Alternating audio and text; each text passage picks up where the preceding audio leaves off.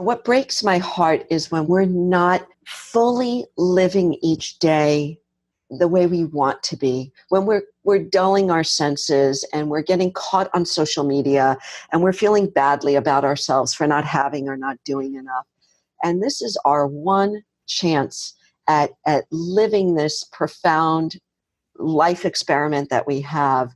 So let's make every day an opportunity to feel alive. You're listening to the Mindful Mama podcast, episode 168. Today we're talking about how to be fully alive with Cara Bradley.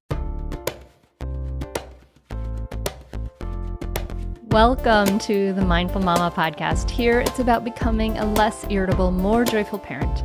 At Mindful Mama, we know that you cannot give what you do not have. And when you have calm and peace within, then you can give it to your children. I'm your host, Hunter Clarke-FIELDS, Mindful Mama Mentor. I help smart, thoughtful parents stay calm so they can have strong, connected relationships with their children. I've been practicing mindfulness for over 20 years. I'm the creator of the Mindful Parenting course, and I'm the author of the upcoming new book, Raising Good Humans. I am so glad you are here today because this is a powerful conversation, and it's about becoming more fully alive. Cara Bradley is a former pro skater, a lifelong teacher, a mental strength coach, and the founder of Verge Yoga. And she lives not far from me in suburban Philadelphia. And she also hosts a podcast, Real Women, Courageous Wisdom. And she teaches at international retreats and presents yoga and mindfulness programs at conferences and universities nationwide. And this is a powerful conversation. Cara and I talk about, this idea of thriving, right? And we have to ask this question, right? Do you remember the last time you felt fully alive? And she describes this state really beautifully as a state of open, clear brightness, contentment, right? And this is really, in fact, our natural state, just beneath the busyness of our lives. So this state of being fully alive, feeling fully alive, it makes us better parents, better workers, better friends, and we can cultivate this in our daily lives. So I'm sharing it with you because it's possible. You can do this. We can do it. So I'm excited for you to join me at the table as we talk to Cara. Listen for, these ideas and how it's important to remember what we felt like as kids. How our attention gets duller because we become preoccupied with performing.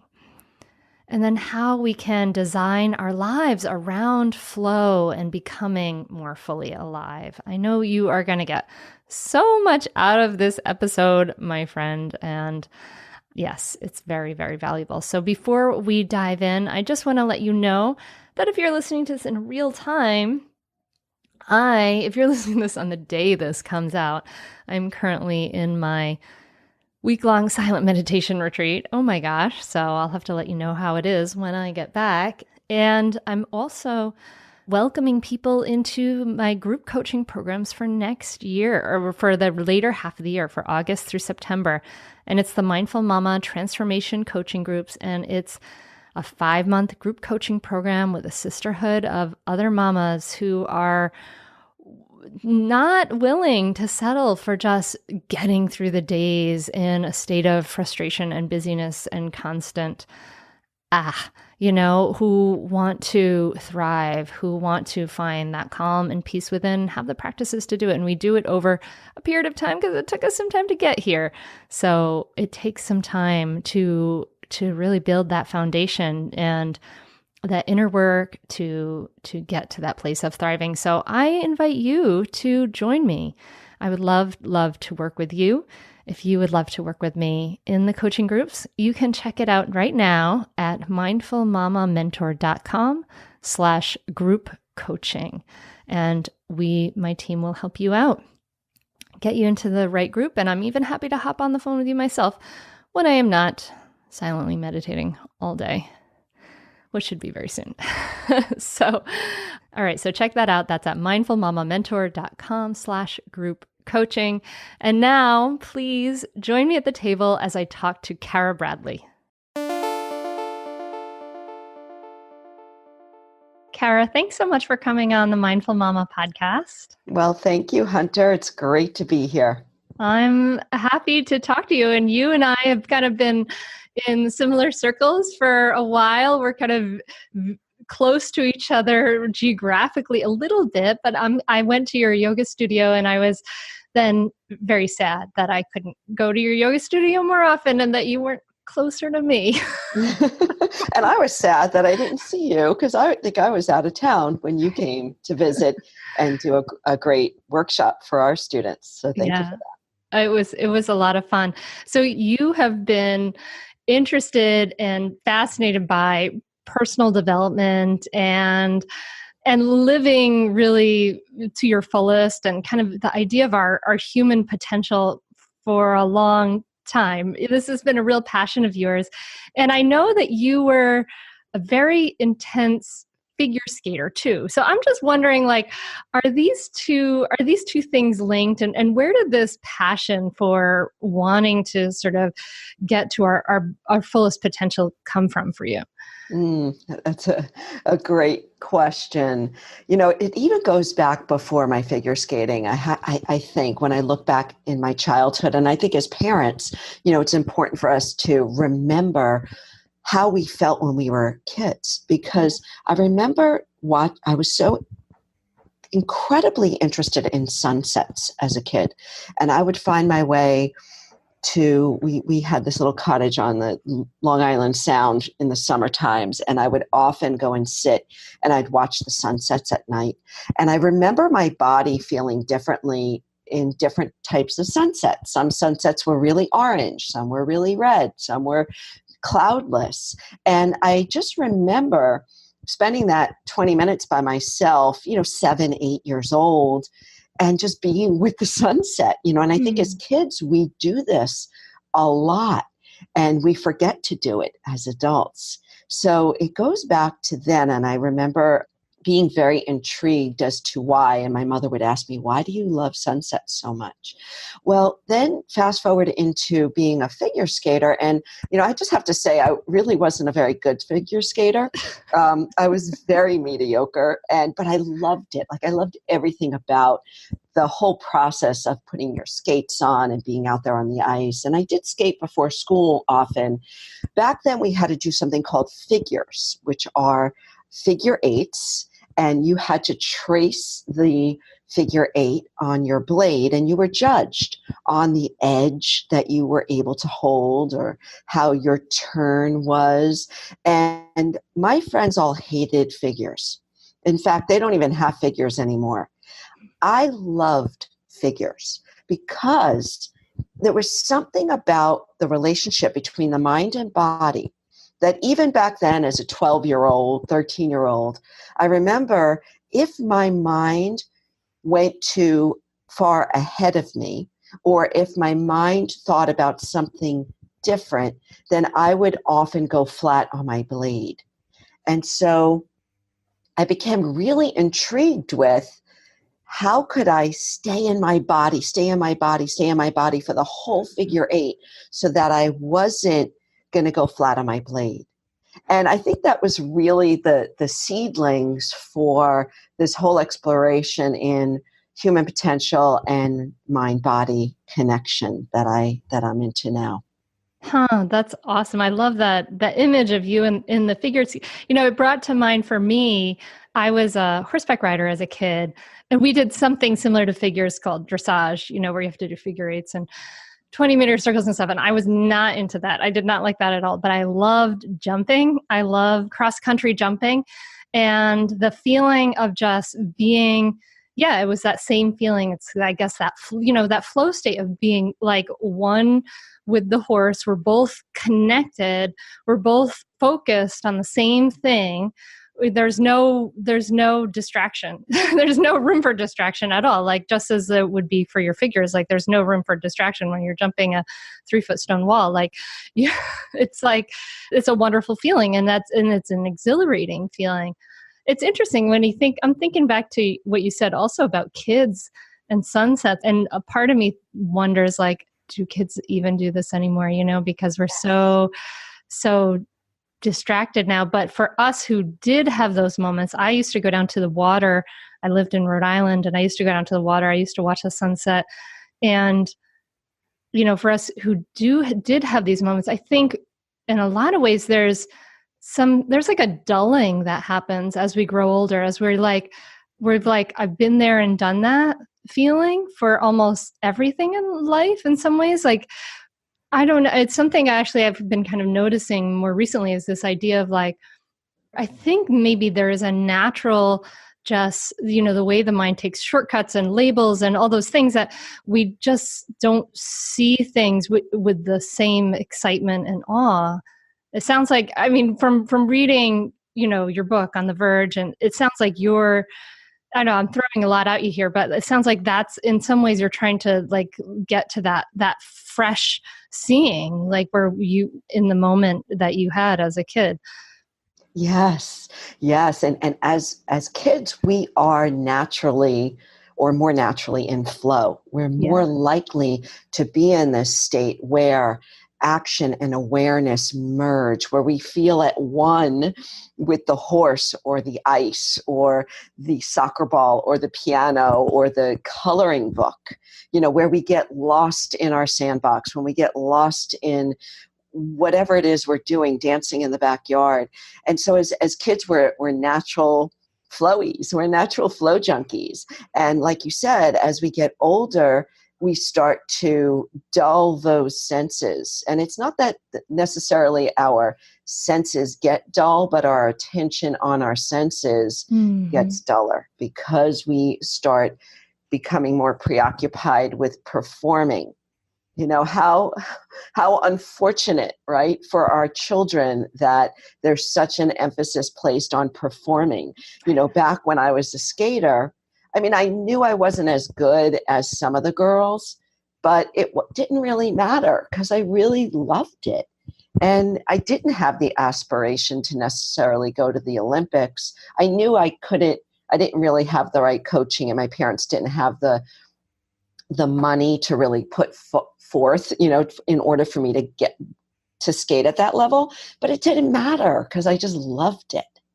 Yeah. So, as we get older, one of the things that I'm so passionate about is helping people find flow in their lives, and also to recognize where flow is already happening, because we're all experiencing flow in some way, shape, or form at least a couple of times a week. And so when people start to realize, wow, okay, that's a flow state. Oh, cool. I'm already actually in flow sometimes. Once we can start to recognize it, then we can start to craft our lives and to design our lives around accessing more flow, and then putting flow to work in the places where we want to perform better.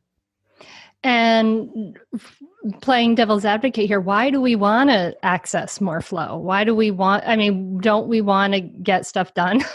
Yeah, absolutely. So in my world, flow is really an experience. I'm fumbling over my words because I get really excited when I talk about this.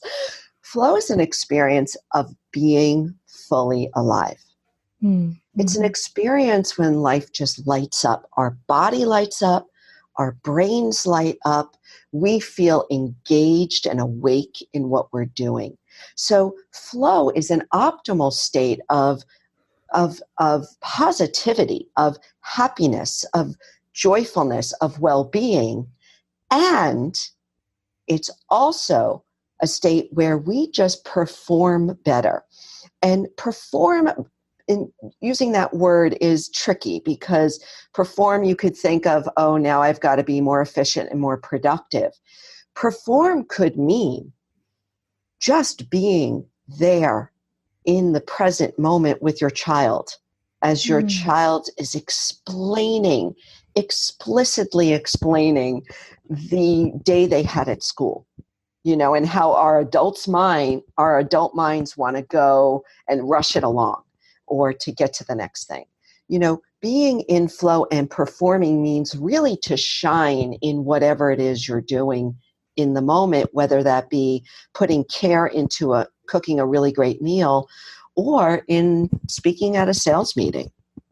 Yeah. Yeah. Not only is it about being more present, and being there for the other people in our life, but actually when we're in this state, we're going to perform better. All the worries and things like that, when we actually drop them, or when we're able to focus our attention here and now, we're able to then do everything we're doing better. So yeah. Okay. There we go. Here's the why. Here's the why. You talk about, in your book, you talk about your natural state. Can you tell me a little bit more about that? Yeah. So natural state and flow state in some ways are the same, but I'm going to bring you back to when I was 19 years old, and I actually had this flow experience as a college track runner, and I write about it in the book. It was a life-changing experience for me because, again, I was mediocre at best. I ran the 800. I was usually about middle of the pack, and I was approaching my last college track race. That last college track race was pivotal for me. I had been running and competing, and so I went off on my own before that race, and I did something unusual for me. I actually took a very slow warm-up jog, and I was talking to myself. Now, again, I was 19, and I was thinking back to my track career, and I started to say to myself, why don't you just beat your personal record? You haven't touched it in a year or two. Why don't you just go out on top? And so I started to say to myself over and over, like a mantra, didn't know that back then, but like a mantra, personal best, personal best, personal best. And this slow warm-up jog by myself in this mantra did something. It settled me like I'd never felt settled before a run before. Usually I felt so filled with nerves, but that slow warm-up jog settled my nervous system. And I stepped up to the starting line, feeling clear and calm. I remember noting, wow, I don't feel like I'm going to throw up like I usually felt before a race. And so as the story goes, I ran that race. I don't remember thinking. I remember the track was red. I remember the sky was blue. My senses were lit up. I crushed my personal record. I remember not knowing what happened until I saw the clock. What I do remember is how ordinary I felt. I felt so ordinary. While it was an extraordinary moment, I felt like I was that little girl sitting on the beach watching the sunset. I felt like I was that middle schooler on the ice doing figures.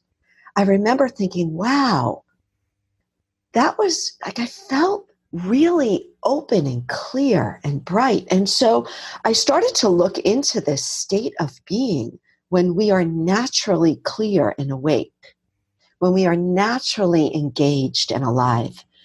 And it goes back again to being kids, to, playing in the backyard, as it's getting dark, to those moments when you're a child and you just feel content in who you are. And so that's what I write about, this natural state of being, which is just underneath busyness for us as adults. It's just underneath that sense of having to do more or be more. And it's just right there at our fingertips. And really in my search as a yoga teacher, meditation teacher, and in my work with, so many students, I've recognized that this state of being is really just presence. It's just that simple. It's when we just drop into the moment that we're living in. And we can do it at any time. We don't need any magical practices or fancy apps. It's just here for us.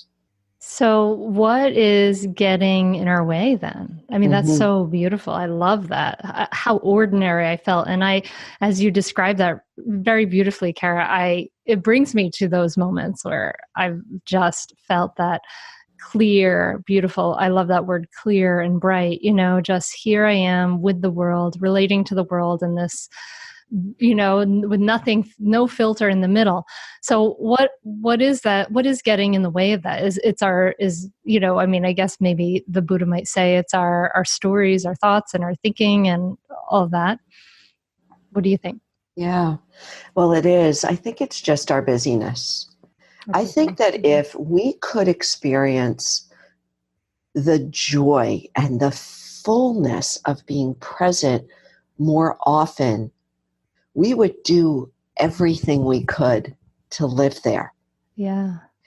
It's really that simple, so what I spend a lot of my time doing in my work when I I could be speaking to a bunch of leaders at a conference or teaching a yoga class is just reminding people that when we're present, we're happier. When we're present, we know how to relate to one another better. When we're present, we're more compassionate.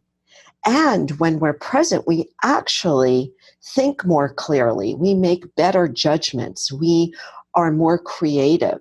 And we're able to put different, it's called lateral thinking. We're able to put like apples and oranges together in a way that we might not be able to do in our busy mind. So, I kind of throw out all these advantages to being present to help entice people to look at it, because we think, oh my gosh, I got to get everything done on this to-do list before I allow myself a moment to sit down with a cup of tea.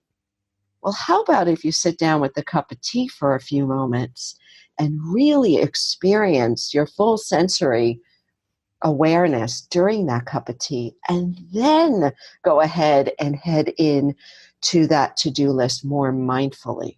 What happens then? So I'm just reversing it, or trying to help people reverse it a little bit more. Yeah, to remember that this is inside of you. I mean, Cara, you strike me though as somebody like myself that has a lot of physical energy. So how does the body play into this? And you were an ice skater, you were running track, you're doing, like vinyasa yoga, right? Like in strong, intensive yoga.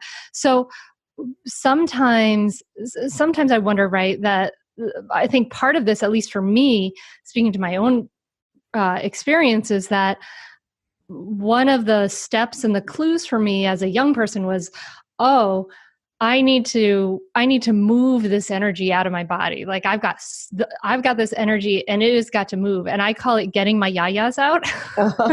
I love that. I got to get my yayas out. And my family knows, like if we've been cooped up in the house because of snow for a couple of days or something, I need to like go for a run, or I need to, sometimes I do a 7-minute workout with my 12-year-old. It's funny. But you strike me as a similar kind of person, like that you've done all this intensive exercise. Was part of, talk to me a little bit about the embodiment piece of this, because you are like a go-getter, like you're doing these, you're skating, you're running, starting a business, all of this stuff. So how does that slowing down and that embodiment piece kind of come together for you? Yeah, thank you for asking that, because that's what I do.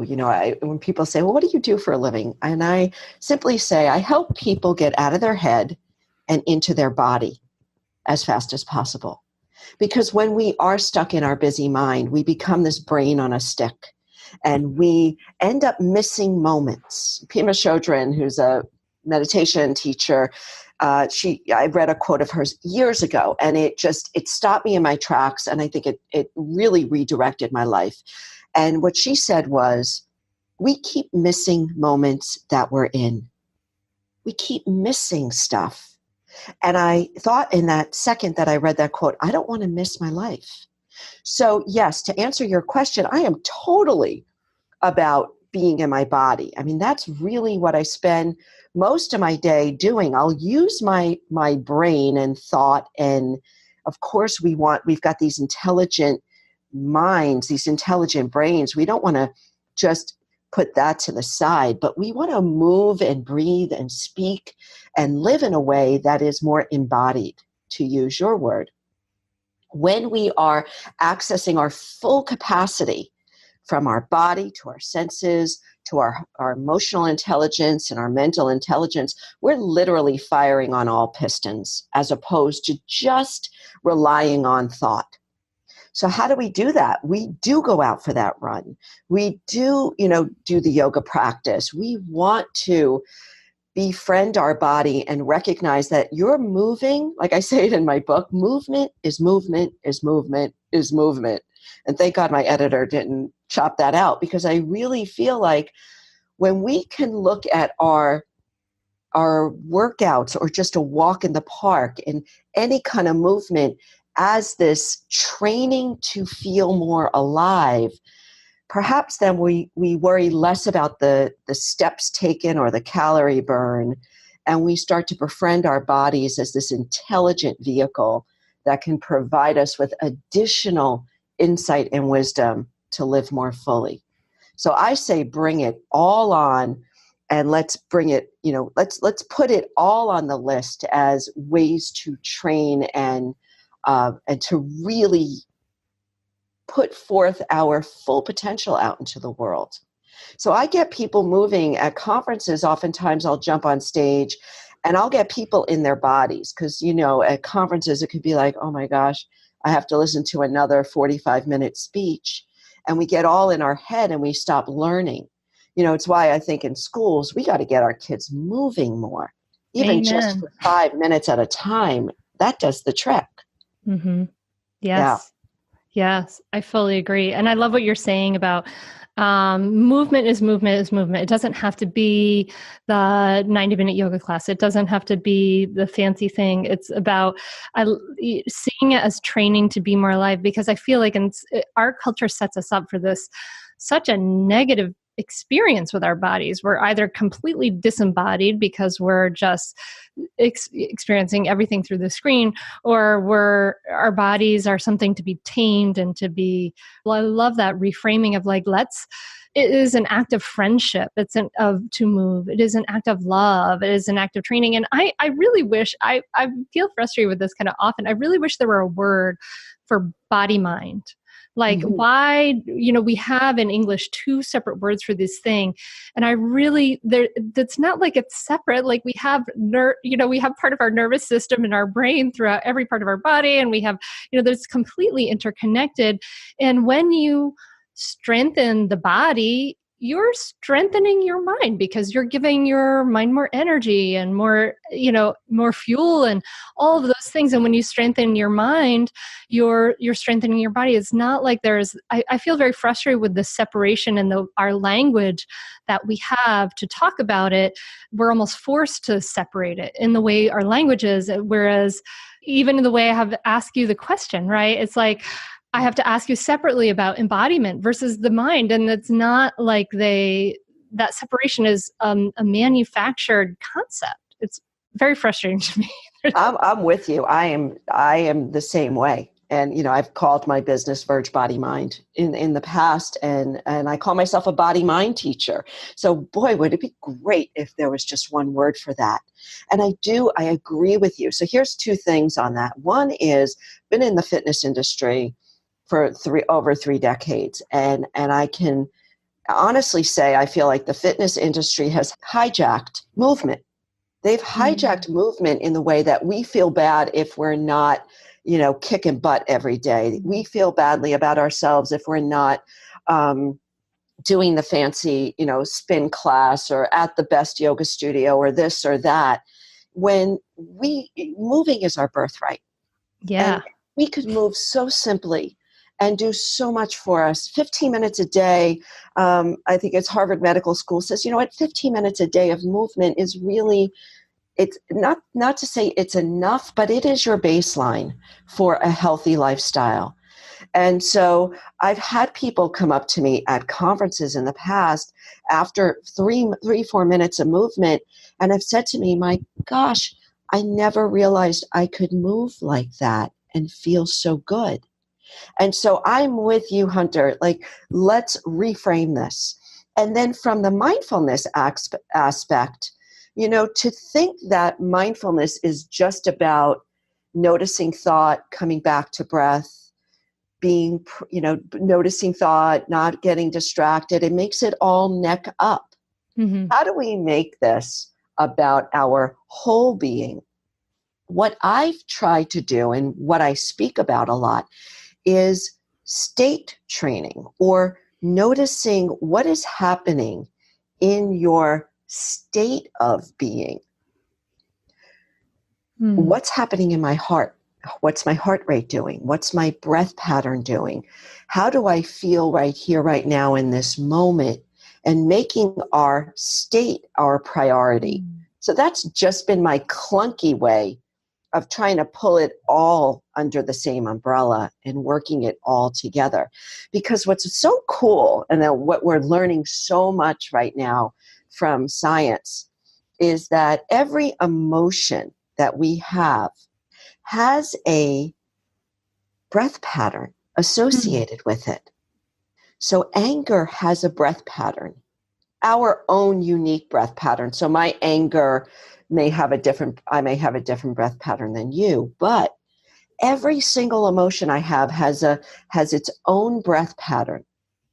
And that then translates into our mental patterns. So when we can become more familiar with our breathing, then perhaps we can become more familiar with what may happen emotionally for us. So it's all the same. And this is my joy and my hope, is that people start to really embrace their state of being as being number one. Where am I now? Where am I now? How am I feeling right now? Can I change something about how I feel now so as not to allow anger to hijack me in another couple of minutes? This is how we start to become really intuitive and intelligent beings, I believe. Yeah. And we can't do any of that when we're completely rushed and busy, to go back to your earlier points about being busy. And and I think our world is just kind of pushing us more and more towards busyness. But you talk about being in sync. And I like how you include with this in your book, silence, stillness, and which of silence and stillness I kind of expected. And then you have rhythm. I love that. So talk to me a little bit about rhythm. Rhythm is so cool. And I've actually been doing my own study on rhythm and what's been done in science on rhythm. So we have these internal, and I'll talk about being in sync. So let me start there. When our bodies and minds are in sync, again, why do we have to separate them? I'm not sure. This is just the way we've been conditioned. And language, as we all know, gets clunky at some point, where language just doesn't suffice.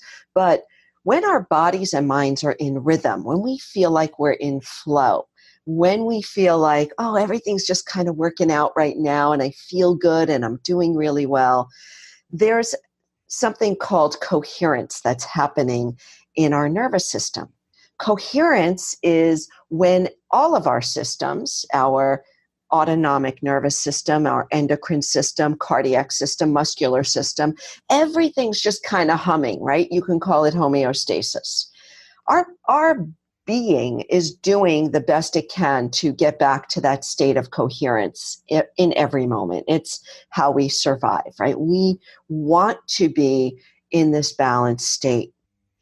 However, we get knocked off all the time. We get knocked out, and we will. All of us will. Our capacity to be resilient is our ability to come back to coherent state more quickly, like a rubber band. You can stretch a rubber band, and then its ability to come back to its natural state is its capacity to be resilient.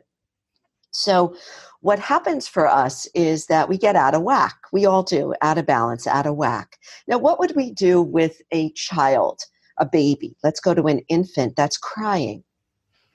Most naturally, instinctively, we would hold that child and we would sway, right? It's like that new mother, like the new mother can't stop swaying and shifting weight from side to side, even if they're not holding their baby, right? Totally. Right? It's just that natural rhythm. So when we're, in the womb, it's the natural rhythm of our mother's heart beating. When we come out and we're infants, it's that humming. I remember putting my first daughter, Christina, putting her little car seat on the dryer because it would shake the dryer in just that, natural, just kind of a soothing way. So when we move and breathe in rhythm, it is very soothing to us. Think about a walk, a run. When some people love that sense of rhythm when they're swimming. Perhaps when you're on your horse and you're trotting. We go to rhythm in music. Kids go to rhythm, even when a child has a temper tantrum, they may be kind of crying. They find themselves crying in a rhythm or moving their body, child's pose, right, back and forth in rhythm. So there's not been a ton of study that I've found, but there is some to say that when we move in rhythm or when we breathe in a deep, coherent way, we're soothing our systems to come back to homeostasis. And that's when we feel most in sync with life. Yeah. So rhythms can be something that we are bringing into our lives just by walking, just by moving, just by putting on some music and maybe moving to it. I mean, I think about dancing. I love dancing. It's one of the things that puts me in a flow state and makes me feel most alive. And yeah, that's that rhythm of everybody kind of moving together. I guess it's almost like I took ceramics in college, and when you have a ball of clay, when you first get that ball of clay, you kind of knead it like dough. I'm forgetting the word for this. Somebody's listening is like, oh, it's this word. Anyway, but you have to knead this because when you first get the clay, all the cells, the cells in the clay are all kind of facing in different directions and things like that. So you do this special kind of knead and twist with your hands. And you do this with the clay. And what that does, it gets all this kind of rhythmic movement, gets all the cells facing kind of in the same direction. It makes the final pot or sculpture or whatever stronger because you've aligned all the cells and they're all kind of coming in sync, which is so perfect. I love that. So I have a question for you is how often do you dance? Well, it was hard, after having kids, it's hard to get out. I feel frustrated with dancing because the scene is sometimes like it's always late at night. There's like lots of drinking to find anything with good music and people there. But I'm really excited because I've just discovered the Daybreaker dance parties, which are a totally sober dance party that happens in the morning. They actually start with a yoga class, which I haven't been to the yoga class yet because I've brought my daughters each time I went. And they're in like 26 major cities. And so every month in Philadelphia, there's a Daybreaker dance party. And the dance party the yoga goes from 6 to 7 in the morning, and the dance party goes from 7 to 9. And so I've been kind of doing that. If we have like our house holiday party, we have a dance party at our house because my husband makes music and he DJs it and stuff. So I'm trying to get more of it into my life. Well, that's awesome. I absolutely love that. And so the reason why I asked that question is we can design our lives around flow. We can design our day to make flow and these states of these high definition states is what I call it, high definition, high voltage states of being awake and alive, more available to us. So, why not play music that you love dancing to? Why not play music like that while you're cooking? Why not play that music in the bathroom as you're getting ready in the morning? So in my life, in my morning journal, I usually have a section on flow. How am I going to create the conditions for flow today? And I have all these different ways. Like it always includes get outside, even if it's in the middle of winter, to even sit outside in the sun for 5 minutes puts me into a better microflow state, which are these, these states of being just present in the moment. And so music is such a big flow trigger. We can do that with playing with animals, playing with young children, getting silly, or we all have different ways, playing the piano or drawing or whatever, made you feel alive as a child. Go back and see, how can I implement some of this? I mean, this is our life, right? We don't want to just be worker bees and then go to sleep at night. Let's light ourselves up, because that's only going to inform us in our work life that much more. It's going to make us that much better. So I love what you're saying. I'm so excited about it. And I believe in that so wholeheartedly. And I know that for me, I'm like, yes, yes, yes, because I know the value of living on purpose and living a life that's, optimal. I know how that affects me and my family and everything. But I know a lot of I'm sure there's a listener out there who's feels guilty for doing things like that, who has young kids, who feels like, I can't do these things I enjoy in my life because I don't have time. I have to take care of my kids. So what do you say to somebody who's wrestling with some of those ideas as they listen? I say include your kids. So make it work for you now. Make it work, and it'll change. My kids are in their early 20s. My life has changed so much. I have so much more freedom now. But when they were younger, I remember putting on the Gypsy Kings when they were toddlers, and we just danced every night. My husband would come home from work, and there we were dancing to the Gypsy Kings, because I loved that, and it made me feel alive. So how can you incorporate this sense of aliveness? I love to look back at my day before I go to sleep and think about times during the day when I felt really alive. And that could be just watching the sunset, which I still love to do. It can be, cooking a new recipe and including your kids in doing it. What is it that makes you feel alive as a parent?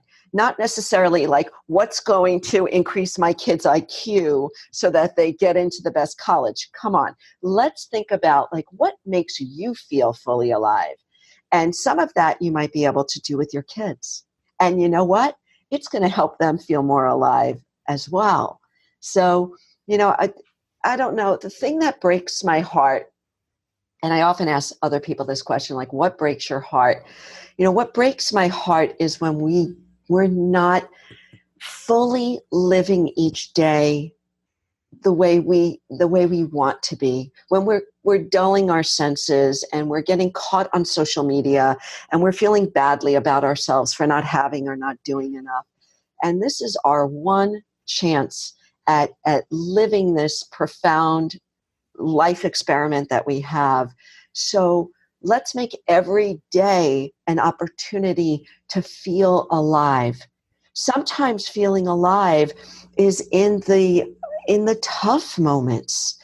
Sometimes feeling alive is caring for the aging parent. I lost my dad last year, and for the year before that, there was a lot of caring, but it made me feel human and alive to do that, because I knew I was in exactly the right place that I needed to be in. And parenting is very much the same.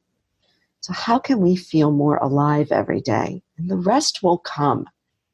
Yeah. I have no doubt about that. Yeah. Amen. I'm Dr. Dan Siegel, who's been on the podcast. He says that the best predictor of a child's well-being is a parent's ability to be present. Mm-hmm. Like that is the number one thing you can do for your kids, is be as present as you possibly can. So in your book, you describe letting go and letting be.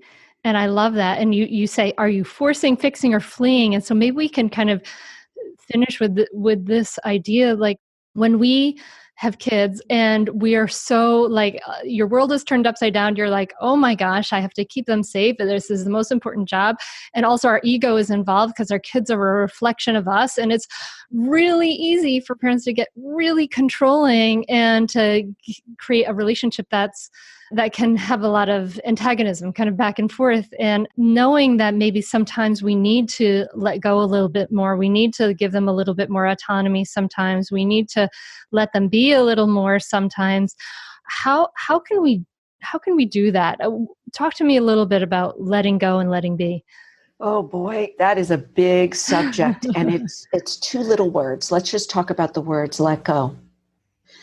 My meditation teacher, Scott McBride, who lives in the Philadelphia area, he studied with the masters of the masters of the masters.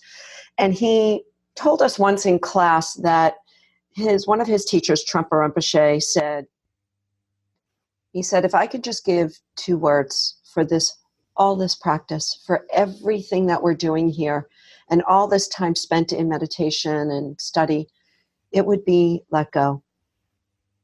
Let go. If we could start there, and we have to start with ourselves, because we really can't learn how to fully let someone else be unless we allow ourselves to be. Mm-hmm. So it can be a simple mantra, but it has to start with us. Can we be kinder to ourselves? Can we put less pressure on ourselves? Can we let ourselves have a good cry?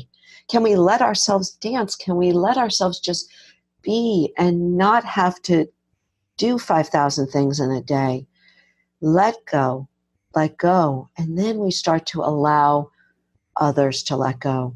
And if we can allow our kids to be, oh my goodness, as parents, it is such a gift to give them, especially in this world today. Can we let them make the mistakes? Can we let them skin their knees? It's the most profound way that we learn is through failure. Mm-hmm. Can we let them fail?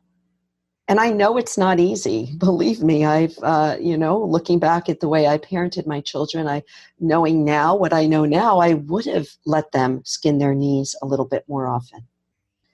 But we are not going to be able to do that unless we're able to do that with ourselves. And when we can let go, and what I do physically to bring it into my body is I turn my palms up. I turn my palms up in this act of surrender. And I would do it with employees. I do it with my kids and with my husband. When I felt myself getting triggered, I turned my palms to the sky as a reminder to just let things be a little bit more, just a little more. That's had to have been hard as somebody who is, an achiever, a business owner, a mom, you were getting a lot of things done to this lesson of turning your palms up. It probably wasn't easily come by for you. No way. Not easy, but I'll tell you, it is such a game changer to let go and be kind to ourselves first. Such a huge game changer for me, for my life. And I'm so proud of my daughters. I'm so proud of my business. I'm so proud of everything that I've achieved. And I'm so grateful that I found out early enough how to be present for my family, how to be present for those that work for me, to give people space, to give people opportunity.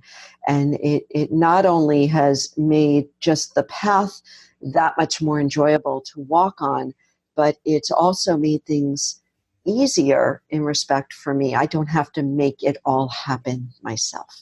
I love that. Cara, it has been so fun to talk to you. I'm sure I could probably sit and talk to you about these ideas for much longer, for sure. Where can people find out about the work that you're doing in the world? Well, thank you. And it's been great. You've had such great questions that allowed us to go that deep into these conversations. So I appreciate the opportunity as well. My website, carabradley.net, and it's Cara with a C, and it's .net. And I have everything on there, from the events that I'm holding out there in the world to my weekly podcast, which is just a solo podcast I put out with a very simple message once a week. So I do that as well. And social media. And yeah, I want to thank you for from figure skater and kid looking at sunsets, it's funny because I say to my clients all the time that, like, as you create more peace in yourselves, you create more peace for everybody.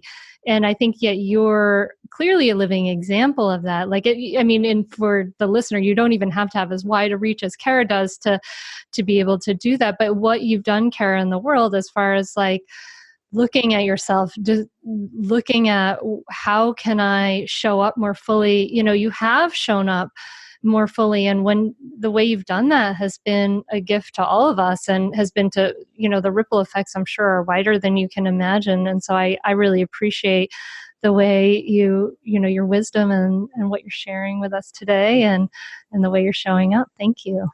Well, thank you. It's my pleasure, and my purpose is really to allow energy, positivity, and presence to flow through me, so that if I can make that tiny mark on the world and make others feel more alive, then I rest my head at night with a smile on my face.